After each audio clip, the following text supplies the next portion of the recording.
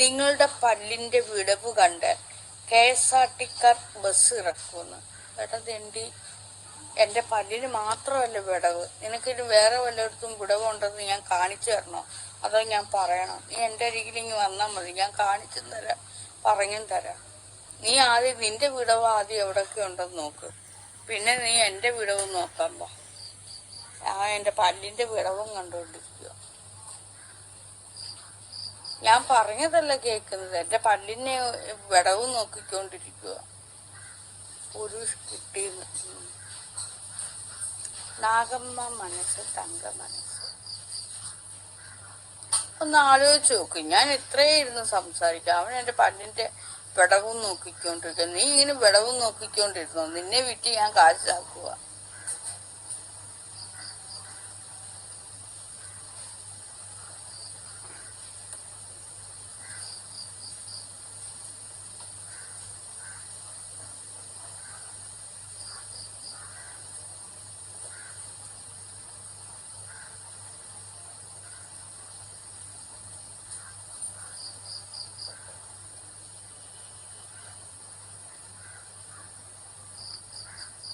അവന്റെ വയറ് നിറയണം. ചിലപ്പോ അത് ആണൊന്നും ആയിരിക്കത്തില്ല, പെണ്ണുങ്ങളും ഇങ്ങനെ വന്ന് ആണിന്റെ പേരെഴുതിയില്ല വന്ന് എഴുതി വെക്കാറുണ്ട്. പെണ്ണുങ്ങൾക്കും ഉണ്ട് കടിമൂത്തിരിക്കുന്ന പെണ്ണുങ്ങള്.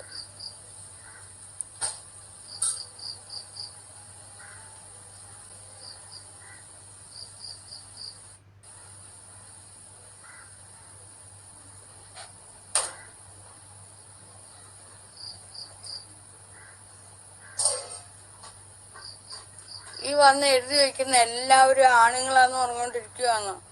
ഒരിക്കലുമല്ല, പെണ്ണുങ്ങളും ഉണ്ട്. ഏറ്റവും കൂടുതൽ ഫേക്ക് ഐഡി ഉപയോഗിച്ച് ഇത്തരത്തിലുള്ള കാര്യങ്ങൾ എഴുതുന്ന പെണ്ണുങ്ങളാണ്. മനസ്സിലായോ? അത് നിങ്ങൾക്കറിയാവോ? കാരണം ഒരുത്തി കുറച്ചു നാളുകൾക്ക് മുമ്പ് എന്നെ തെറി വിളിക്കാനായിട്ട് കുറെ ആളുകളെയൊക്കെ ഒപ്പിച്ച്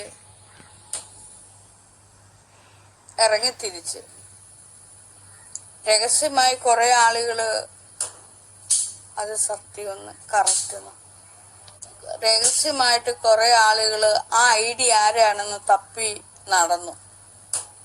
അപ്പൊ ഒരു പെണ്ണാണ്. എത്ര ഐഡി ഉണ്ടെന്നറിയോ? 10-18 ഐഡി ഉണ്ടായിരുന്നു അവൾക്ക്. പല ഐഡിയിലും അവൾ എന്നോട് യുദ്ധം ചെയ്യാൻ വേണ്ടി ഇങ്ങനെ വന്നുകൊണ്ടേയിരിക്കുന്നു.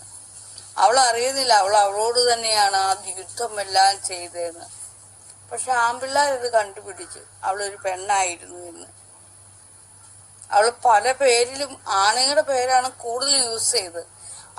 കാരണം ആണുങ്ങളുടെ പേരിടുമ്പോഴേ ആണുങ്ങളെ മൊത്തം ഞാനിങ്ങനെ വഴക്ക് പറഞ്ഞുകൊണ്ടേയിരിക്കും. അവള് മറുഭാഗത്ത് ഇരുന്ന് ചിരിച്ചുകൊണ്ടിരുന്നു. കുറെ ആൾക്കാര്, എന്നെ ഇഷ്ടമുള്ള കുറെ പേര് അത് ആരാണ് എന്നറിയാൻ വേണ്ടി ഇറങ്ങി തിരിച്ചു. എന്നെ ഇഷ്ടമുള്ള കുറെ പോലീസുകാരൊക്കെ ഉണ്ടായിരുന്നേ. പോലീസുകാരും അതുപോലെയുള്ള സൈബർ സെല്ലിലൊക്കെ നല്ല കണക്റ്റഡ് ആയിട്ടുള്ള ആളുകൾ.